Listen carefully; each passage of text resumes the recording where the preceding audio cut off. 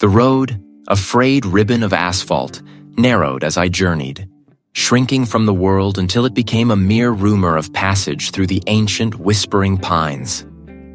Oakhaven, my ancestral tether, had always been more memory than place, a ghost clinging to the edge of the known world. And I, its prodigal son, had kept my distance for years. Now a summons of ash and earth had drawn me back, a terse note announcing my grandmother's abrupt departure from life, cloaked in a brevity that felt less like sorrow and more like a secret. The air grew heavy with the scent of brine and damp earth as the trees thinned, giving way to skeletal structures of forgotten fishing shacks. The familiar, salt-laced wind, once a balm, now felt like a cold hand pressing against my chest. I remembered Oakhaven as a place of ceaseless movement, a symphony of creaking docks, gulls' cries, and the distant thrum of boat engines. But as my old sedan coughed its way into the town square, a profound silence descended, a stillness that was not peaceful, but predatory. No children chased gulls on the cobblestone. No old men mended nets on their porches. No distant hum of machinery drifted from the cannery that once fed the town. This was not the Oakhaven of my fractured childhood memories. This was a town holding its breath, or perhaps a town that had forgotten how to breathe. I parked near the small, unassuming building that served as the general store, its painted sign peeling like sunburnt skin. The bell above the door, usually a cheerful jingle, gave only a muted clink as I pushed it open. Inside, the air was cool and smelled of dust and stale coffee. Behind the counter, a shopkeeper, whose face was a roadmap of deep-set wrinkles, looked up slowly. His eyes, though fixed on me, seemed to gaze through me, past me, as if I were a translucent interruption in his solitary vigil. There was no flicker of recognition, no customary Oakhaven nod of acknowledgement for a returning native. His expression was flat, his lips pressed into a thin, unmoving line. "Cole," I offered, my voice feeling unnaturally loud in the hushed space. "I've returned for the funeral." He merely blinked, a slow, deliberate movement. "Yes," he said, the single word devoid of inflection, a pebble dropped into a deep well. His gaze drifted to a shelf of canned goods, then back to me, an empty circuit. It was unsettling, this lack of human warmth, this absence of even a customary perfunctory sympathy. As I made my way towards the undertaker's parlor, the few figures I passed on the narrow streets mirrored the shopkeeper's unnerving composure. A woman sweeping her porch moved with a slow, almost mechanical grace, her eyes downcast, revealing nothing. A man tending to a patch of wilting roses stood utterly motionless for several long seconds, his back to me, before resuming his task with the same unhurried, almost ritualistic rhythm. Their movements were precise, their faces devoid of the usual weariness or joy or irritation that etched itself onto the living. It was as if their inner lights had dimmed, leaving only the faintest glow. A peculiar weight settled upon me, a prickling sensation on the back of my neck. Each creak of the old floorboards in the undertaker's parlor, each gust of wind sighing through the eaves, seemed to carry a silent scrutiny. My grandmother, I mused, had always been a woman of sharp edges and sharper words, a force of nature. Her cryptic passing, hinted at by the distant relative who had managed the arrangements, felt entirely out of character for a woman who had always wrestled life to a standstill. And now, this changed Oakhaven, this hushed, watchful place, only deepened the mystery surrounding her final moments. He offered no condolences, no stories of my grandmother, only logistical details for the ceremony. His eyes, like the shopkeeper's, held a distant, unfocused quality. I left feeling more bewildered than before, the answers I sought receding further into the town's impenetrable quiet. The day bled into a twilight of bruised purples and bruised blues. Unable to shake the feeling of being an intruder in my own past, I found myself drawn to the edge of the town, to the familiar, comforting roar of the sea. But even here, the world felt altered. The waves, instead of crashing and receding with their usual tempestuous energy, seemed to rise and fall with an impossible slowness, their peaks holding their shape for unnaturally long moments before dissolving into foam. They were not still, not entirely, but they moved with a languid, dreaming quality, as if the very pulse of the ocean had been muted, its ancient rhythm subdued. The gulls were absent, the wind a barely perceptible sigh. The world felt paused, a painting held in suspended animation, and I, Cole, had returned to its profound, unsettling hush, determined to understand what had stolen its voice, and perhaps its very soul. And I also knew, with an equal sickening certainty, that something in Oakhaven was watching me, waiting for me to dig. The air, thick and still, hung heavy with the scent of damp earth and wilting lilies. A small gathering huddled beneath a sky the color of bruised plums, their faces drawn and indistinct in the muted light. My grandmother's casket, a dark, polished rectangle, seemed impossibly small against the vast indifference of the cemetery grounds. I stood apart, a solitary figure, feeling the damp chill seep into my bones, a coldness that had nothing to do with the weather. The eulogy delivered by the local pastor was a string of vague platitudes, devoid of any genuine warmth or specific anecdote.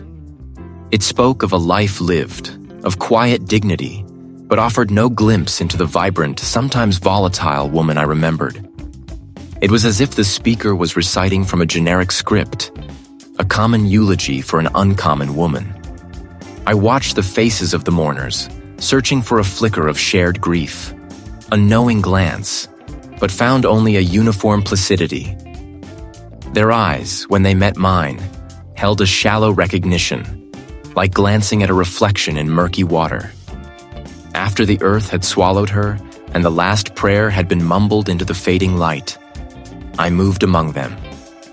This was Oakhaven, my birthplace, a town I had fled years ago. His gaze, once sharp and sea-weathered, now seemed distant, unmoored. "Did I?" he murmured, a faint frown creasing his brow. "My memory isn't what it once was, Cole. The years, you know, they blur." He trailed off, his eyes scanning the horizon of gravestones, as if searching for a forgotten landmark. I moved on, a knot tightening in my stomach. I spotted the baker, a woman whose apple pies had been the stuff of my childhood dreams. "I'm so sorry about my grandmother," I began, my voice softer now, more cautious. "She always loved your pastries." "Oh yes," the baker said, her smile polite, almost brittle. "A lovely woman, always so serene." Serene? My grandmother? The woman who'd once chased a mischievous seagull through the town square with a broom? The one with a laugh that could peel paint and a temper that could curdle milk? Serene? I repeated, a tremor in my voice. He had a fiery spirit, I remember. The baker's smile didn't waver, but her eyes, usually sparkling with good humor, held a peculiar emptiness. Did she? Well, I suppose we all change with age, don't we? He was very quiet in her later years, kept to herself. She paused, then added, "A quiet passing, I hear. Just drifted off." This was not the narrative I'd pieced together from the cryptic note. But I thought, the circumstances were unclear, I pressed, the words catching in my throat. There was an investigation. Her brow furrowed slightly, a ripple across an otherwise still surface. An investigation? Oh no, Cole, nothing like that, just a natural end. Sad, of course, but peaceful. She offered another brittle smile, then turned to speak to a fellow mourner, her words a soft, indistinguishable murmur. I sought out a former classmate, a man named Michael, though I dared not use his name. He used to share my clandestine adventures in the old, abandoned factory on the outskirts of town. "Michael," I said, a little too eagerly, "do you remember when we found that old hidden room in the factory? The one with the strange symbols?" His eyes, once full of mischievous light, were now dull, almost glazed. "The factory?" he echoed, his voice flat. "I don't recall ever going there, Cole. Not my kind of place." He chuckled, a humorless sound. "I was always more of a homebody, you know." A homebody. Michael, who had once dared me to spend a night in the factory alone. This wasn't just individual forgetfulness. It was a strange collective erasure, a subtle rewrite of shared history. The details of my grandmother's life, her personality, even recent events, seemed to have been smoothed over, softened, or entirely forgotten by everyone I spoke to. Their recollections were oddly uniform, devoid of specific personal touches, like worn stones polished smooth by an unseen current. Faces floated by, offering condolences that sounded rehearsed, their eyes holding no genuine connection to the woman whose life we were supposedly commemorating. My own memories, sharp and vivid, clashed with their bland pronouncements, creating a discordant symphony in my mind. Was I losing my grip? Was Oakhaven, this town steeped in my personal history, subtly gaslighting me? The air was cool, carrying the saline scent of the deep. The water, usually a tumultuous symphony of crashing and receding foam, was eerily placid. The waves, caught in some unseen stasis, barely stirred, their white caps frozen in a perpetual silent advance, reflecting the pale, distant glow of the moon like shattered glass. No roar, no hiss, just a profound, unsettling quiet. The stillness of the water mirrored the unsettling stillness in the eyes of the townsfolk, the quiet uniformity of their fractured recollections. It was as if a great invisible hand had smoothed over the rough edges of their minds, erasing the vibrant chaos of individual memory, leaving behind only a placid, unblemished surface. Quieter, and the terrifying possibility bloomed. If they could forget her, forget their own pasts, what else could they forget? What else could be taken? The shopkeeper's vacant gaze, the hollow echo of his altered past, clung to me like a shroud. The world outside the storefront had not brightened. In fact, the encroaching dusk seemed to deepen the shadows around me, pulling at the edges of my perception. The porch light, left on by some forgotten kindness, cast a sickly yellow glow on the peeling paint of the front door. Inside, the silence was profound, broken only by the settling groans of ancient timbers. Dust motes danced in the slivers of light that pierced the drawn curtains, tiny, glittering specters in the stagnant air. My grandmother, I realized, had not been one for tidiness in her later years. Stacks of old newspapers, their headlines faded into obscurity, teetered on end tables. Books, many with brittle, yellowed pages, lay open on the floor as if dropped mid-sentence. I began in the study, a room where the air was thick with the scent of aged paper and something faintly metallic, like old pennies. My task was to clear, to sort, to understand, but mostly to search. I ran my hand over the spines of books, a silent ritual, seeking some hidden message, some overlooked clue. The shelves sagged with volumes on local history, folklore, and obscure botany. My fingers brushed against a heavy, leather-bound tome on Oakhaven's early settlers, its pages filled with intricate, hand-drawn maps of the surrounding land. I pulled it free, and as it slid from its place, a small, rectangular object clattered from behind it, landing with a soft thud on the Persian rug. Its surface was crisscrossed with fine scratches, and the corners were softened with age. A tarnished silver clasp, once decorative, now merely functional, held it shut. A tremor ran through me. My fingers fumbled with the clasp, which gave way with a faint metallic groan. The pages within were thick, cream-colored, and brittle. The handwriting at first was familiar, my grandmother's elegant looping script. The initial entries spoke of daily routines, observations on the changing seasons, mundane town gossip. But then, the tone shifted. The lines became more crowded, the script tighter, almost defensive. Faint, at first, like the rustle of dry leaves, but they grow, They want to blur the edges, to smooth the rough corners of what we know. My breath hitched. The words resonated with the unsettling phenomenon I had witnessed. I turned a page. They speak of the forgetting, a gentle erosion, they say, a return to a more harmonious state. But I remember, I must remember, the stone beneath the town. It hungers. My eyes widened. The stone beneath the town? What was she talking about? Scattered amongst the entries were strange symbols, swirling patterns that resembled ancient carvings, or perhaps simplified diagrams of something organic, something cellular. They repeated, growing more complex, more insistent.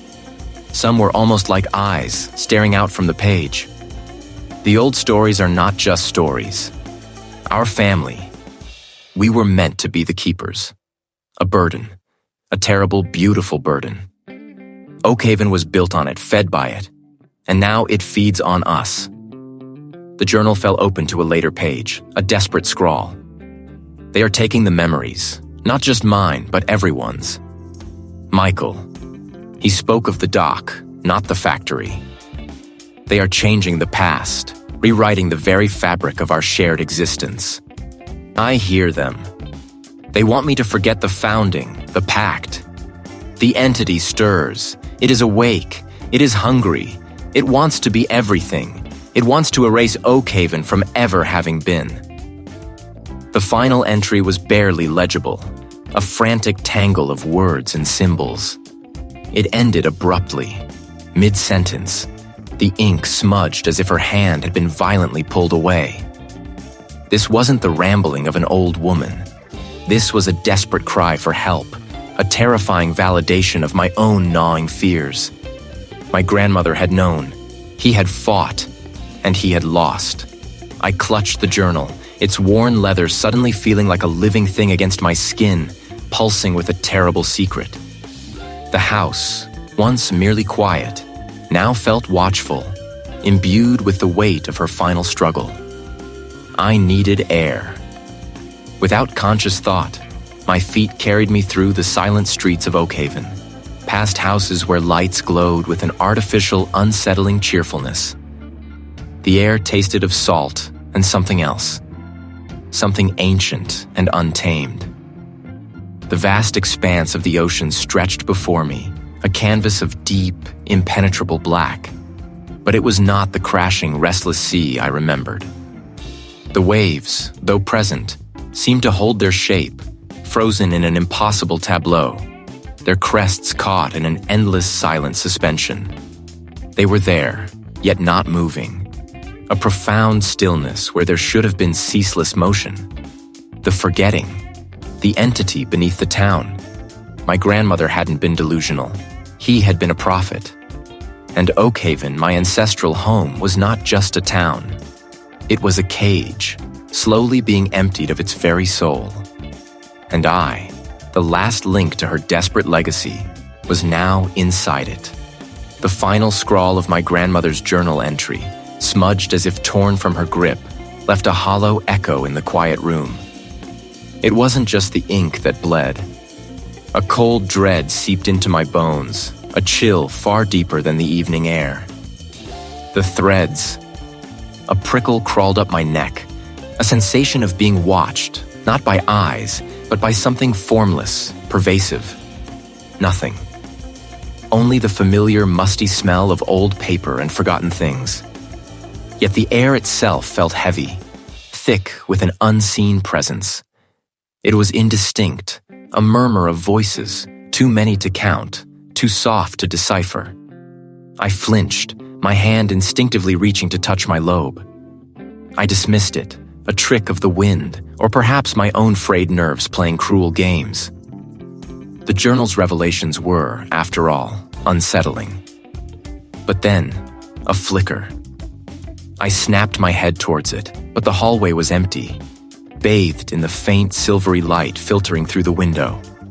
My heart hammered, a frantic drum against my ribs. My skin tightened, a creeping certainty growing within me that I was not alone. This wasn't imagination. This was real, a subtle unraveling of my perception. Sleep offered no respite. I needed air, perspective. I needed to see if the world outside was as subtly twisted as my mind now felt. I walked through the sleepy streets of Oakhaven, the air crisp and biting. The usual morning rhythm was subtly off-kilter. I hadn't seen the baker in days, I realized, not since I first arrived. I tried to recall his face, his name, but it felt like grasping at smoke. Further on, the old fisherman's shack by the dock, usually adorned with drying nets and the smell of brine, was boarded up. A for sale sign, faded and leaning, was propped against the door. But the fisherman, a gruff, weathered man I'd known since childhood, wouldn't just leave. He lived for the tides. I asked the shopkeeper, a woman with eyes like polished stones, about it. "The fisherman?" she repeated, her brow furrowing in a momentary ripple that quickly smoothed. "Oh, he's gone." Her voice was flat, devoid of curiosity or concern. "Moved on, I suppose." She turned back to arranging tins of soup, her movements precise, robotic. There was no acknowledgement of the suddenness, no hint of a goodbye, no memory of his existence beyond a vague, dismissive erasure. It was as if his absence was not a loss, but merely a forgotten detail.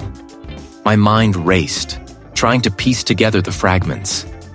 My grandmother's journal, the townsfolk's fractured memories, the subtle absences, the growing paranoia. It all pointed to an unseen hand, a silent architect of oblivion. As dusk settled, painting the sky in bruised purples and grays, an inexplicable pull drew me towards the coast. I walked until the buildings thinned, replaced by gnarled pines clinging to sandy dunes.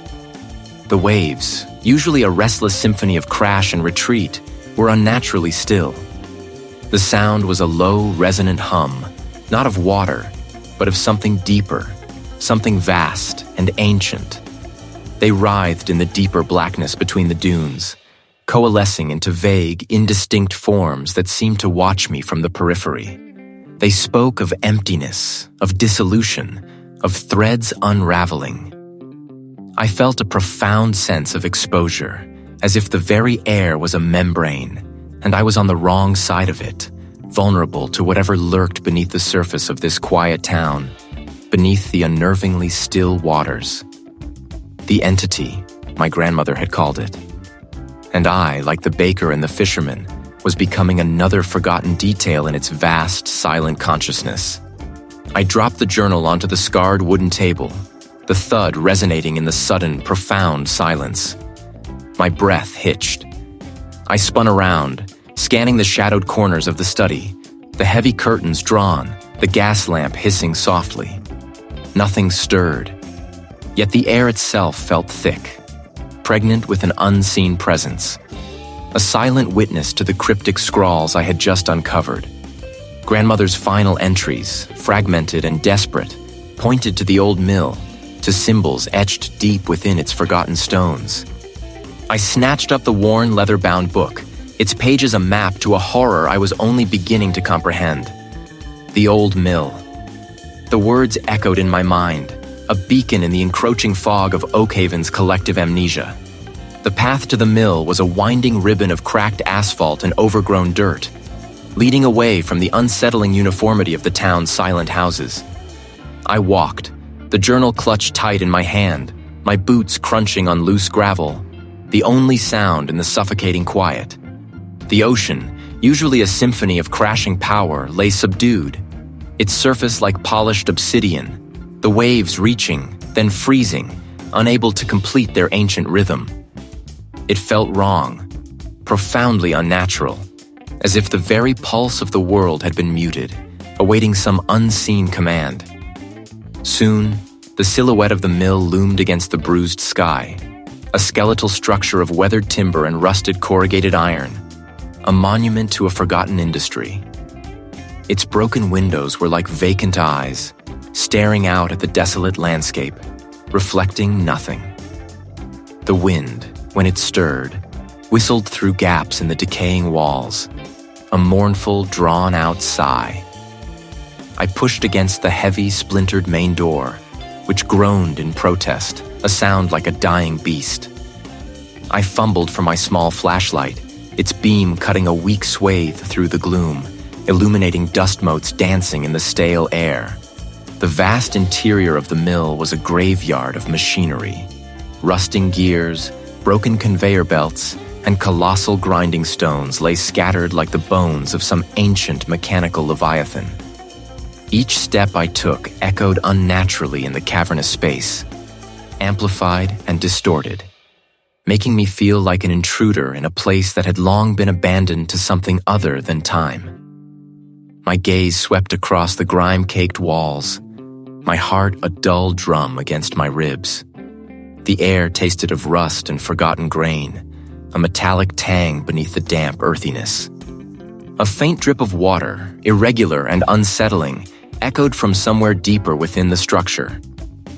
Then, behind a colossal broken water wheel, half submerged in a pool of black, stagnant water, my beam caught something. Not wood, not metal, but rough-hewn stone, strangely out of place amidst the industrial decay. I moved closer, stepping carefully over rotting floorboards that groaned under my weight. I wiped it away with my sleeve, and there they were, etched into the surface, barely visible beneath centuries of neglect, were the symbols. They were crude, yet intricate, swirling patterns that seemed to writhe and intertwine, forming shapes that were almost familiar, almost organic, yet deeply alien. I pulled the journal from my pocket, flipping to the page with grandmother's frantic sketches. A perfect match. My flashlight beam traced the patterns, following their flow, and I noticed something else. The carvings didn't end. They seemed to lead, subtly, almost imperceptibly, downwards. A faint seam, a hairline crack in the stone became visible. It wasn't just a wall. It was a door or a cleverly concealed entrance. With a surge of adrenaline, I pushed against it. Nothing. I pushed harder, bracing myself. A passage, narrow and steep, descended into the black. This was it. This was what grandmother had hinted at, what Oakhaven was hiding. The journal lay splayed, a testament to the unraveling. Its sudden weight on the table had been a sound disproportionate to its size, a clap of thunder in the quietude that followed. My breath, shallow and ragged, seemed to echo, too loud in the study. I had spun, eyes darting through the shadowed corners, the heavy velvet drapes, the closed door, but found nothing. Only the creeping certainty that I was not alone in this house, nor perhaps in my own mind.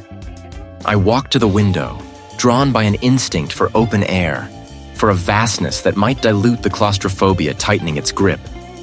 It was a mirror, perfect and unmoving, and in its placid depths, I saw not the familiar heave and sigh of the world, but a profound, unbreathing silence. It was a stillness that felt less like peace and more like a held breath, a moment before an inevitable, catastrophic release. The sight unsettled me more than any stormy sea could have. It was a premonition, painted in moonlight and frozen brine. Turning from that unsettling tableau, my gaze fell upon the loose floorboard in the corner, the one the old woman had tried so desperately to conceal. The passage beneath. My resolve, brittle but unyielding, solidified. There was no turning back from this precipice. I lit the old lantern, its flame a quivering heart against the gloom, and knelt. The scent that rose was not merely of soil, but of something deeper, older. A faint mineral tang mixed with the cloying sweetness of decay and a hint of wet stone. I descended into the passage, my foot finding the first rough-hewn step, then the next.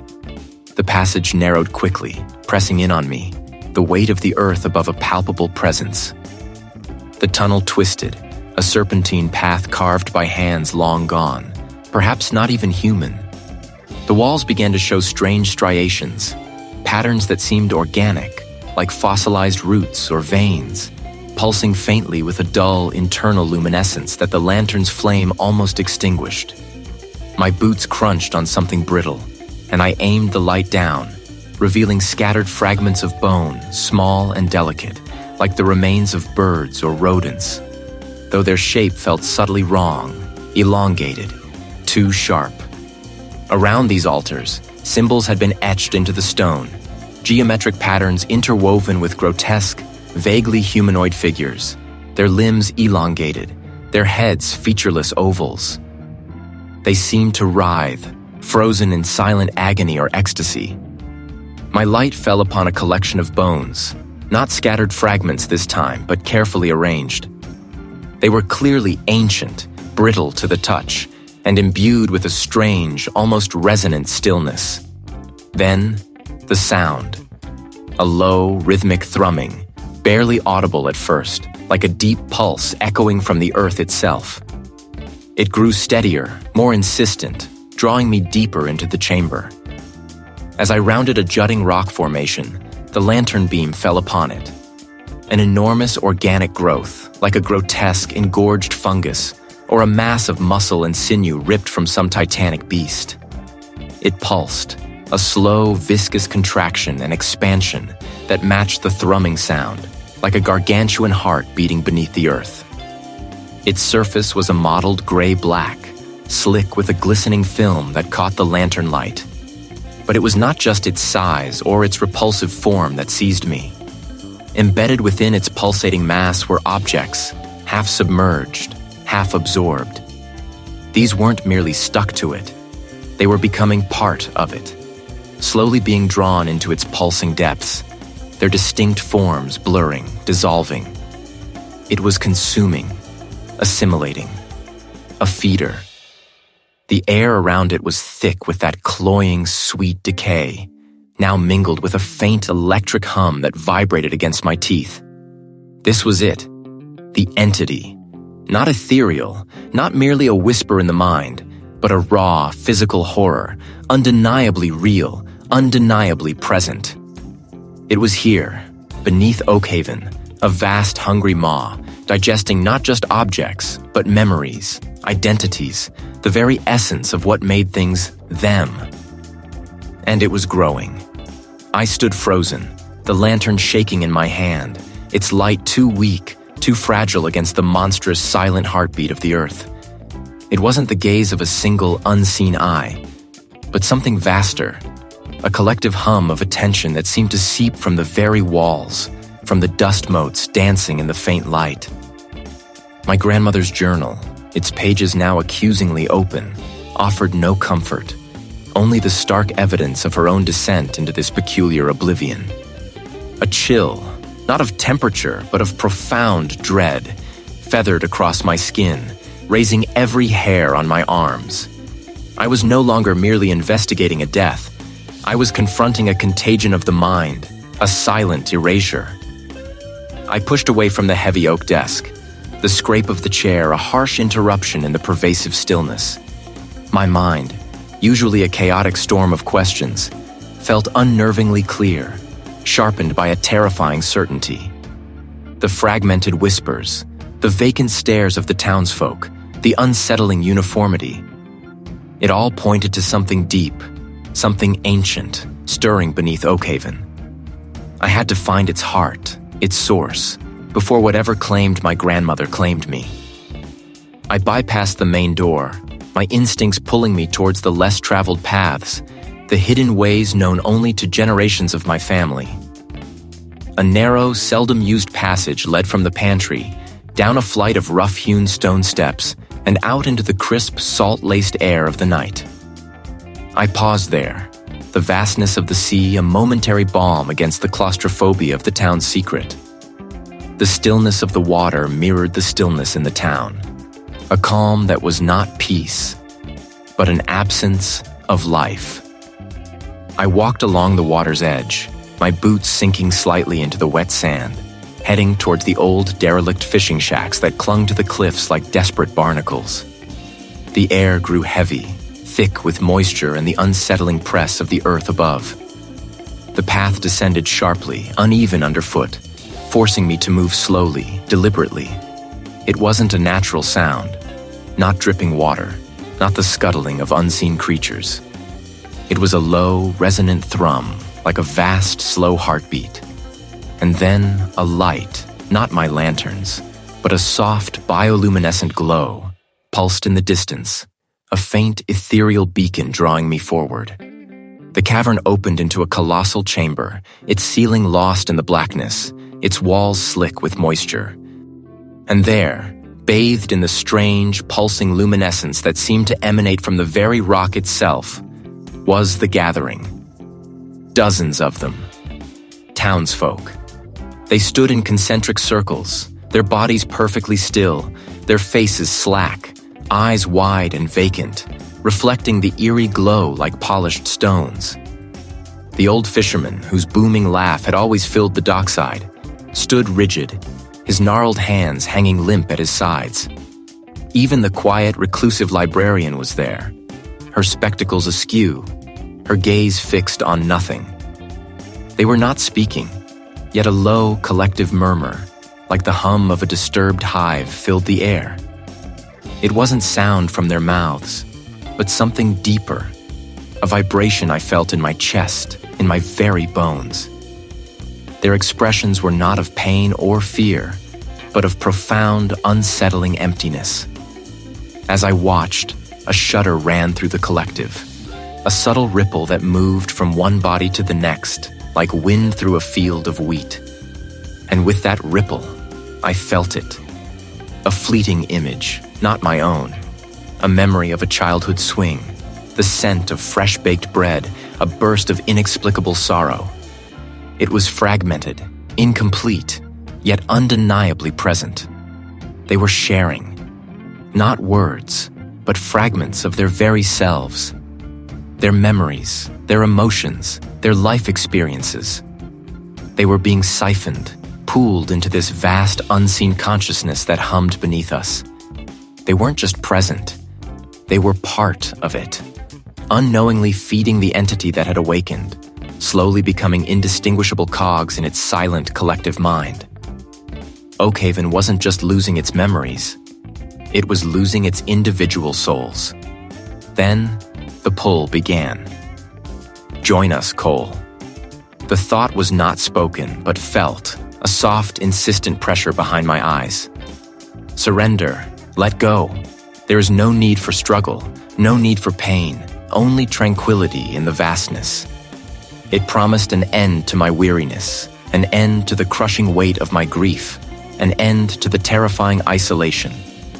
To give up my memories, my identity, seemed a small price for such an encompassing calm. My own past, my struggles, the face of my grandmother, the image of my estranged father. They flickered before me, tempting offerings. A profound longing for that silent communion, that shared oblivion, rose within me, powerful and insidious. My feet, without conscious command, shifted, taking a hesitant step forward, drawn into the pulsing glow, towards the vacant eyes of the collective. It was not a sound, but a resonance, vibrating through the very bones of the earth beneath me, seeking purchase in the marrow of my being. I felt it reaching, a tendril of immense, indifferent consciousness, probing the intricate pathways of my memory, seeking to unravel the skein of who I was. Panic, cold and sharp, cut through the encroaching torpor. This wasn't death it offered, but erasure, a far more terrible fate.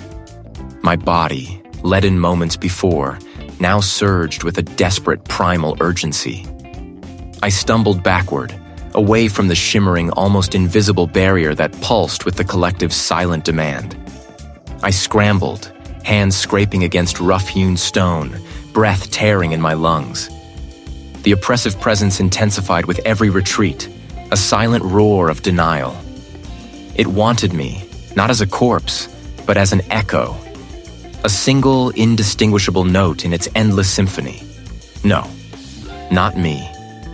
With a guttural cry, more animal than human, I launched myself through the narrow passage I had used to enter. Roots, thick and gnarled, snagged at my clothes. Loose earth crumbled, raining down in gritty showers. The humid air, heavy with the underground's stagnant breath, felt like a blanket trying to smother me. Each upward heave was a battle, each breath a victory. I broke through the final layer of soil, gasping into the cool night air. I lay there for a moment, chest heaving, the metallic tang of fear thick on my tongue. My muscles screamed, but I couldn't stay. The feeling of being watched, of being desired by that vast, silent hunger, was a physical weight pressing down. I pushed myself to my feet, my legs trembling, and stumbled away from the hidden opening, away from the encroaching presence of the sleeping town. The journal, still clutched in my hand, felt heavier now, its pages brittle with secrets. I walked, driven by instinct and a desperate need for distance, until the familiar scent of salt and brine filled my nostrils. The sound of waves, a steady rhythmic sigh, grew louder with each painful step. The moon, now higher, silvered the vast expanse of water. Yet the memory of that hum, that insidious invitation to dissolve into a greater whole, still resonated deep within me. It wasn't about malice, I realized, not truly. It was about consumption, a relentless expansion that sought to absorb all individual thought, all unique experience, until nothing remained but a vast, undifferentiated consciousness. It wasn't murder. It was assimilation. This was the true horror. Not gore, not dismemberment, but the quiet, insidious theft of self. My grandmother's cryptic notes, her frantic warnings, suddenly coalesced into a terrifying clarity. And he had failed. Or perhaps he had chosen to leave behind the very tools I now needed. I opened the journal, its cover worn smooth beneath my thumb. The moon cast enough light to read the familiar, spidery script. My grandmother's frantic scrawls, once seeming like the ramblings of a troubled mind, were now a map, a desperate strategy.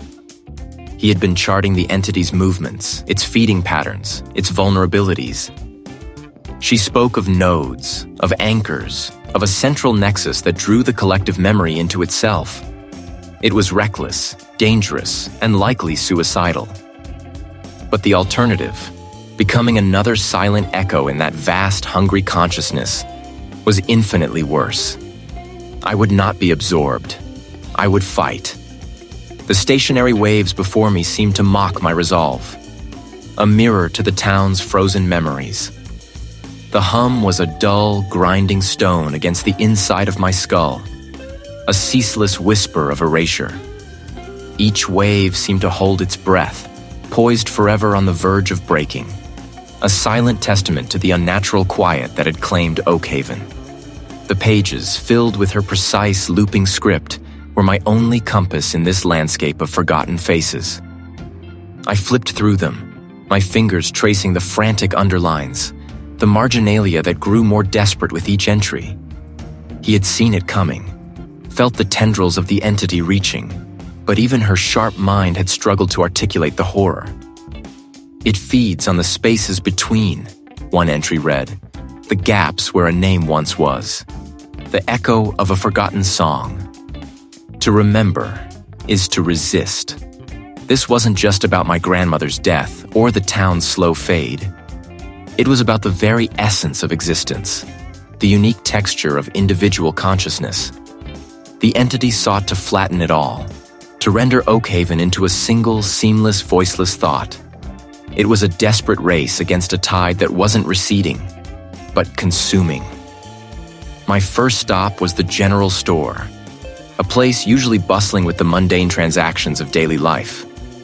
Now it was eerily quiet, save for the low thrumming that seemed to emanate from the very floorboards. The shopkeeper, a man whose laugh once boomed through the aisles, stood behind the counter, his eyes wide and vacant. He stared at a shelf of canned goods, a faint, almost imperceptible tremor running through his hand.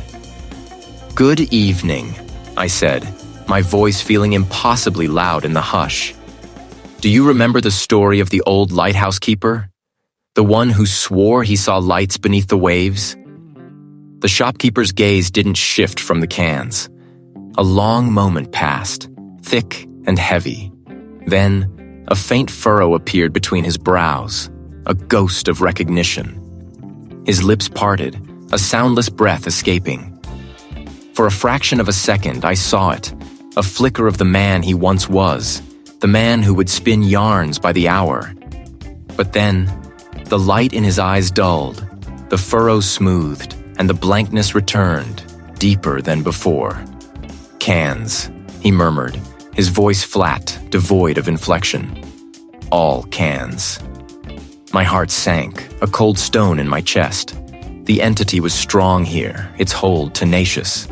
But that flicker, however brief, was enough. It proved that the memories weren't gone, merely submerged. I moved on, driven by a fierce urgency.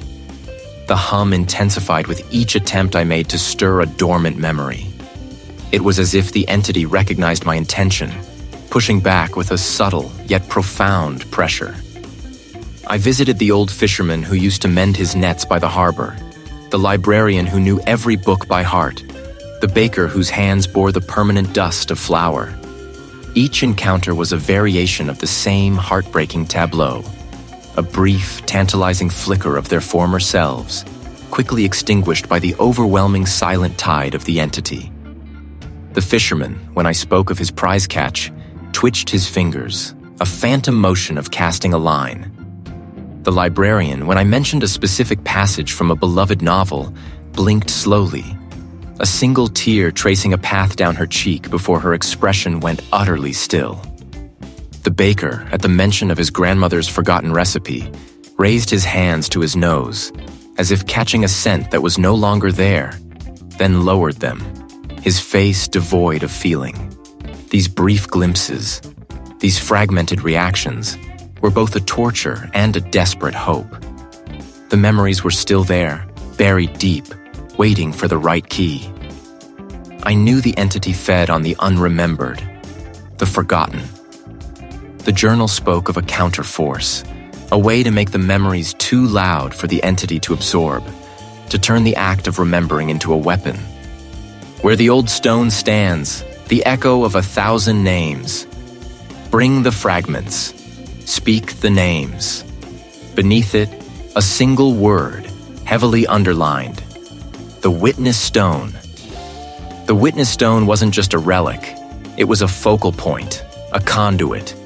My grandmother's notes suggested that at this specific site, a collective act of conscious, deliberate remembering could create a resonance, a frequency too chaotic, too individual for the entity to assimilate. It would be a concentrated surge of identity, a defiant roar against the silent consciousness. This was it. This was the weakness. Not a physical blow, but a psychological assault. The entity fed on oblivion, but it could be starved by vivid shared remembrance. The challenge was immense. How to gather the fragments, how to ignite the embers of memory in those who were already slipping away. But I had a location, a purpose, and a desperate, burning hope. I had to make them feel. The hum pressed harder, a warning, a challenge. I would meet it. The revelation of the witness stone had been a cold hand pressed against my chest, a final, undeniable truth. Now, the old map, smudged with my grandmother's hurried strokes, led me away from the familiar, fractured streets of Oakhaven towards the coast. The air grew colder with each step, tasting of salt and an ancient, damp earth. I moved through the moonless night, the path beneath my boots crumbling, overgrown, as if the land itself sought to reclaim it. The immense body of water lay flat and unmoving, a vast sheet of obsidian reflecting the distant, indifferent stars. It was a perfect, horrifying calm, a mirror to the town's own stilled heart. The silence was not peaceful. It was a hungry, waiting thing. A tremor of unease snaked through me, but I pushed it down. This was it. The map had pointed to a cleft in the coastal cliffs, obscured by gnarled pines and a landslide of shale. I found the narrow opening, a black maw in the earth, smelling of damp rock and something else.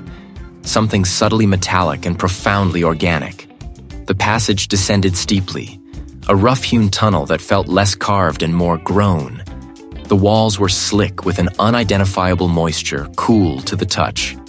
The air grew heavy, thick with a scent I could not place, like old paper and forgotten rain, and something that prickled the back of my throat. Deeper I went, the tunnel twisting, spiraling, the rock face occasionally giving way to sections that felt unnaturally smooth, almost polished, as if by countless generations of passage. Then the tunnel opened.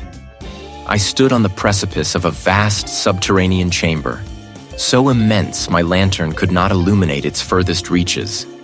Below, bathed in an internal, shifting luminescence, lay the entity. It was a vast, pulsating, organic mass, a colossal heart beating with a slow, deliberate rhythm. It was neither plant nor animal, but something beyond, something that defied categorization. It was a living tapestry woven from the very fabric of existence, and within its shifting depths, I saw them. Flickers, glimpses, fragments, a child's laughter, a mother's gentle hand, the stern gaze of an old fisherman, the weathered planks of a dock, the scent of baking bread, the creak of a rocking chair, the murmur of a forgotten tune. These were not mere images. They were sensations, emotions, the collective, fragmented memories of generations. They swirled within the mass, countless individual consciousnesses, absorbed, assimilated, made whole in a horrifying, beautiful unity. A profound sense of peace, utterly alien, washed over me, threatening to dissolve my own edges. Join us, Cole. The thought was not spoken, but felt, a soft caress against the inside of my skull. Become whole. This was not peace. It was oblivion. This was the thief of identity, the graveyard of the self. This would not be a struggle of muscle and bone. This would be a desperate, brutal struggle of will and memory. I had come to disrupt it, to tear at its core, to reclaim what it had stolen. I took a shaky breath, then plunged down the last few steps, moving towards the pulsating mass. As I drew closer, the internal light intensified, and the memories became more insistent, flooding my mind. My grandmother's face, vibrant and whole, smiled at me, then faded, replaced by the blank stare of the assimilated townsfolk. My own childhood, moments of joy and sorrow, flashed before me, distorted, interwoven with faces I didn't know, lives I hadn't lived. The entity was fighting back, not with force, but with insidious persuasion, attempting to drown me in the ocean of its collective mind. It sought to erase me, to make me another shimmering fragment in its vast, silent consciousness. My head throbbed, a dull, insistent ache behind my eyes. I felt my own memories, my unique self, begin to fray at the edges, pulled by an invisible current towards the shimmering vortex. I closed my eyes, clenching my fists, digging my nails into my palms. I forced myself to recall my name, my purpose, the feel of my grandmother's hand, the warmth of a summer sun on my face, the sting of betrayal, the ache of loss. These were mine. These were the anchors of me. I opened my eyes, staring directly into the heart of the pulsating mass. It pulsed harder, faster, attempting to overwhelm me, but I pushed back. I focused all my will, all my remaining identity on a single desperate thought. Disrupt. I imagined my own mind, a sharp, jagged shard, thrust into the entity's seamless whole. I poured my defiance, my anger, my grief into that imagined point, willing it to tear, to rupture, to break the horrifying peace. A jolt, like an electric shock, slammed through me. My vision blurred. The chamber seemed to spin, the ethereal lights of the entity flickering wildly, erratically. A sound, not a roar, but a vast internal sigh of pain, resonated through the rock, vibrating in my very bones. The entity recoiled, its pulses becoming ragged, out of sync. But the backlash was immediate and fierce. A torrent of fragmented memories, a storm of alien thoughts and emotions crashed into my mind. I felt 1,000 deaths, 1,000 births, 1,000 moments of profound, meaningless existence. My own consciousness stretched thin, tearing, risking my own mind in the process. I was slipping. I was falling. I recoiled, a visceral revulsion rising from the deepest parts of my being. This was not peace. It was oblivion. This was the silent, consuming hunger that had hollowed out Oakhaven, that had stolen my grandmother's mind and warped the faces of my neighbors. This was the thief of identity, the grave, and I would not fall into its maw. A desperate, primal scream tore from my throat, not of fear, but of furious, defiant self. It was a raw, unthinking rejection of the silken tendrils that sought to draw me into their vast, featureless expanse. My mind, a fragile boat on a dark, surging ocean, fought against the crushing pressure. I poured them into that scream, a chaotic, unyielding torrent of individuality aimed directly at the heart of the great, silent consciousness. For a terrifying, endless moment, nothing happened. Then, a tremor. A faint, almost imperceptible ripple through the vast, placid sea of shared thought. It grew, quickly, into a violent shudder, like a titanic bell struck from within. A soundless shriek echoed through the cavern of my skull, a tearing, rending agony that was not mine, but theirs, the entity's, or perhaps the sum of all the souls it had consumed, now violently awakened. The pressure vanished, replaced by a vacuum so profound it left me gasping, my lungs burning.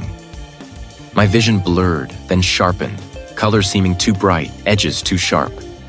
The air, which had been thick with the entity's presence, now felt thin, almost brittle. It was not a return to normal, but a splintering into countless discordant fragments. I stumbled out of the dilapidated structure I had found myself in, my legs weak, my head swimming. The sun, though setting, felt like a physical blow. Oakhaven was no longer uniformly silent, but it was not truly alive either. It was a town of echoes, of half-formed sounds and hesitant movements. I saw a young woman, a clerk from the general store, standing in her doorway. Her eyes, once vacant, now held a bewildered, frightened gleam. What happened? But even as she spoke my name, her gaze drifted, clouded by a profound uncertainty. Her hands trembled as she clutched at the collar of her worn dress, a gesture of self-comfort he had not displayed in weeks. Further down the street, an older man, a retired fisherman, sat on his porch swing, staring at his hands. He began to hum a tune, a sea shanty I recognized from my childhood, but the melody faltered, dissolving into a quiet sob. He looked up, his eyes meeting mine, and for a fleeting instant, I saw a flicker of recognition, a spark of the man I remembered. But then it faded, replaced by a deep, weary confusion. "My son," he mumbled, his voice thick with unspent grief. Where? Where did he go? His son had left Oakhaven decades ago, but the man had seemed to forget him entirely under the entity's sway. Now the memory had returned, sharp and painful, but without the context of time or reason. Oakhaven was a town of ghosts, not of the dead, but of the living. Memories, like shards of broken glass, had begun to pierce the veil of oblivion, but they were sharp, disjointed, and often without their necessary companions. Some recollections resurfaced, raw and agonizing, while others remained stubbornly lost, leaving gaping holes in the minds of the townsfolk. A baker might remember the exact recipe for a loaf of bread, but forget the face of his wife. A teacher might recall every student's name from 20 years prior, yet be unable to identify her own house. It was a cruel, fragmented reawakening, and the tension in the air was palpable. a brittle quiet woven with threads of distress and bewildered fear. I walked the familiar streets, now alien under this new, broken reality. The houses, once unnervingly pristine, now seemed to sag, their paint duller, their windows mirroring the vacant confusion in the eyes of their occupants. I had shattered the entity's hold, but I had also shattered Oakhaven itself. The tide, by all rights, should have been pulling at the sand. But here, the waves seemed frozen in place, their white caps petrified, an eerie testament to the lingering touch of the entity's unnatural influence. A silent monument to a reality that had been bent and nearly broken. The cool, damp sand beneath my bare feet offered no comfort. The choice pressed down on me, heavy as the night sky. I could leave. I could find a place where the world made sense, where people remembered who they were, where the ocean moved as it should. But the image of the young clerk's bewildered eyes, the old fisherman's tear-streaked face, haunted me. I had, however, indirectly, pulled them back from oblivion, only to leave them in this agonizing limbo. Or I could stay and try to piece together what was left, to help these broken people navigate a world that had stolen their pasts. It would be an act of endless, thankless labor, a life spent amidst the echoes of what was, what could have been. Oakhaven would never be whole again, not truly. It would forever be a place of scars, a testament to the vast, silent hunger that had nearly consumed it. But perhaps, in the slow, painstaking work of rebuilding, a new kind of wholeness, a scarred but resilient community, could emerge. The stationary waves mocked my indecision, a symbol of the town's arrested state. Could I truly leave them, adrift on such an immutable, silent sea? The answer, like the ocean before me, felt impossibly deep and vast.